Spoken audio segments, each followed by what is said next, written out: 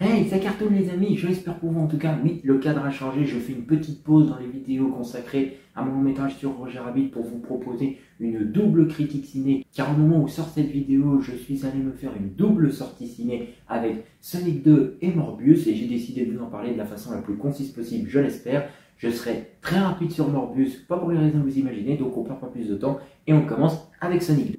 On va faire simple, si vous avez aimé le premier opus, vous aimerez le second. C'est un film également tout public, certaines vannes font moins mouche que d'autres, mais les références sont assez subtiles, elles feront plaisir aux nostalgiques et seront une bonne découverte pour les néophytes, notamment le jeune public, qui même s'il a des fois du mal à rester captivé quand une scène lui parle moins, le film est un bon moment à passer, il est dans la continuité cohérente encore une fois du premier opus, avec son humour, les personnages sont globalement respectés, les anciens comme les nouveaux, le design est quali, les effets spéciaux sont efficaces et fonctionnent très bien, Jim Carrey est enroulé, mais est-ce que c'est pas un peu ce qu'on lui demande? Ça serait comme reprocher à Louis de Funès de faire du De Funès, on l'aime pour ça. L'histoire globalement tient la route, on rentre beaucoup plus dans le lore de Sonic, même moi qui ai plus grandi avec les dessins animés Sonic que les jeux vidéo, j'arrive à apprécier tout ce qu'on me propose et je suis particulièrement hypé pour le troisième opus qui nous est teasé en scène post-crédit. Par pitié, respectez ce personnage, s'il vous plaît, donnez-lui une VF de qualité, respectez ce personnage, s'il vous plaît, s'il vous plaît, s'il vous plaît, parce que on va passer aux trois défauts principaux du film et on va commencer par l'évidence même, le doublage de Sonic. On a refait cette erreur de faire appel à Malik Bentala alors qu'on aurait pu se servir de l'ellipse entre le premier et le deuxième opus pour changer sa voix et y mettre du coup un comédien professionnel. Mais on justifie ça par le fait que Sonic est un ado et donc qu'il a l'humour plus ou moins adéquat avec cette tranche d'âge, le comportement plus ou moins immature qui doit apprendre à se responsabiliser.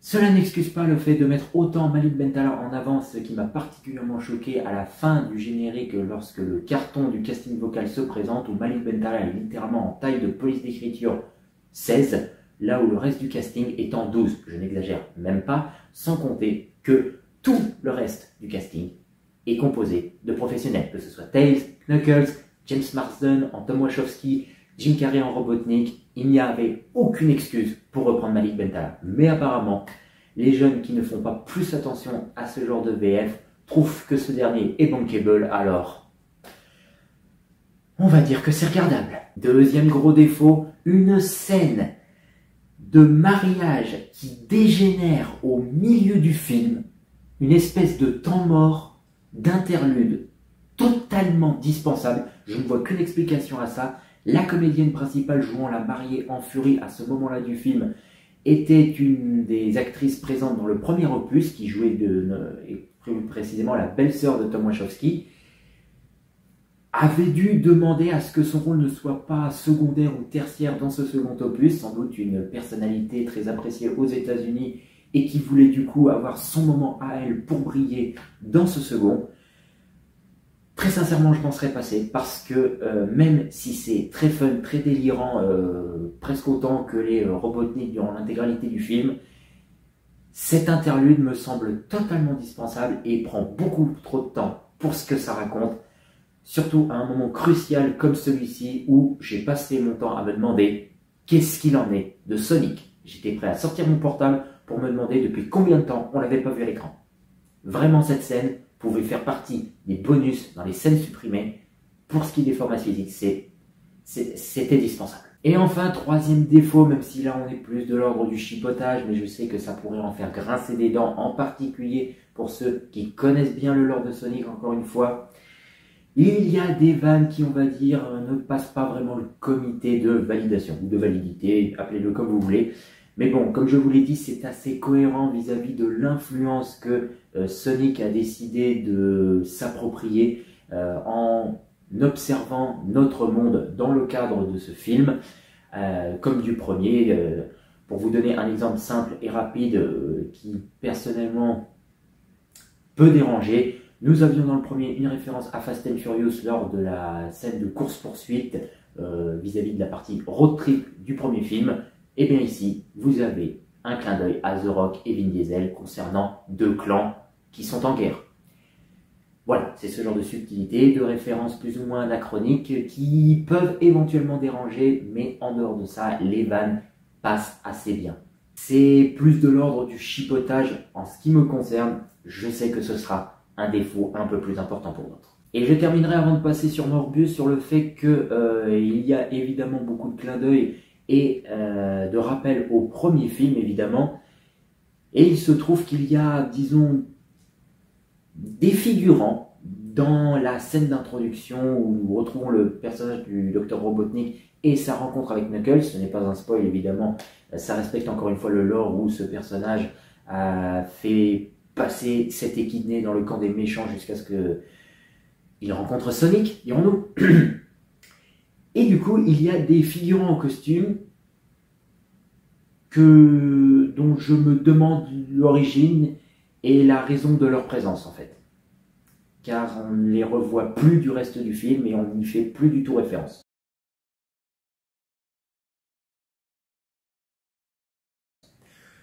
Voilà, du coup des personnages dispensables au même titre que le film Morbius que je vous aborde dès maintenant. Les qualités, c'est moins pire que Venom. Les défauts, on s'en fout. En fait, si je devais résumer Morbius en métaphore culinaire, c'est que ça s'apparenterait à une boisson. C'est-à-dire que c'est potable, en fait. C'est pas de l'eau fraîche, donc c'est pas rafraîchissant, mais ça tend vers le tiède. C'est buvable, c'est potable, c'est pas... Contrairement à du sang, voilà, c'est consommable. Ouais, c'est peut-être pas la meilleure métaphore que j'ai trouvée. Voilà, je vous avais dit, c'était très rapide et très concis. Plus sérieusement, ce n'est pas un mauvais film, mais pour ce qui est du lore du Spider-Man, notamment du Spider-Verse établi par Sony en association avec Marvel, disons-le clairement, le seul intérêt à le voir se trouve dans les scènes post-génériques, ou du moins mi-génériques, ce qui est quand même assez regrettable. Et disons que si vous n'avez pas vu Spider-Man No Way Home, vous ne comprendrez pas pourquoi ces scènes ont lieu, pourquoi ces personnages en viennent à se rencontrer, sortent de nulle part, pourquoi le docteur Michael Morbius en viendrait à faire confiance à un parfait inconnu pour s'en prendre à un autre personnage ou établir un plan, quel qu'il soit, alors que, encore une fois, ces deux personnages ne se connaissent pas, viennent de se rencontrer, et ces scènes manquent justement d'une ellipse, d'une transition qui nous aurait été expliquée et qui nous mettrait dans un contexte approprié pour justifier la présence de ces scènes mi-génériques, dans un générique d'ailleurs que je trouve aussi là totalement inapproprié. Je ne sais pas ce que vous en penserez si vous aurez vu le film dans son intégralité, mais alors le côté néon rose et bleu de boîte de nuit rétro, autant pour Ready Player One, Free Guy, j'aurais compris ce style, ce choix artistique, même si j'aurais trouvé ça très pauvre, mais là c'est juste totalement inapproprié. Mais encore une fois, on parle d'un personnage de l'univers de Spider-Man, l'araignée sympathique du quartier, donc on ne peut pas non plus être, on va dire, trop dans l'horrifique, car défaut majeur, ce film n'est pas du tout flippant. La preuve en est, j'ai pu le regarder jusqu'au bout, mais cette volonté de vouloir rendre un personnage particulièrement terrifiant et sanglant, sans mauvais jeu de mots, vis-à-vis que son ADN soit mixé à celle d'un vampire, fait que ce personnage n'est pas effrayant, les effets spéciaux sont correctement travaillés, l'histoire tient plus ou moins la route, mais simplement, comme il s'agit d'un méchant qui n'est pas le plus populaire de celui de l'homme araignée, très sincèrement, c'est dispensable. On s'en serait passé, on aurait pu tellement faire mieux, car ce n'est pas pour les 2 litres de jus de groseille à tout péter qui sont versés dans le film, en sachant que le premier est au travers de photos prises en noir et blanc, et que le second litre est tenu pour maintenir une hémorragie par le personnage blessé en question, et qu'on enchaîne très vite sur autre chose. Le casting fait le taf. J'avoue que c'est une des interprétations de Jared Leto que j'ai réussi à regarder dans son intégralité sans avoir quelque chose à redire. C'est juste dommage que ce ne soit qu'un potentiel gâché. Donc, Sonic 2, c'est à voir. Morbius, C'est à vous de voir. Voilà, je m'arrête là-dessus. Merci de m'avoir écouté. À la prochaine. Bye.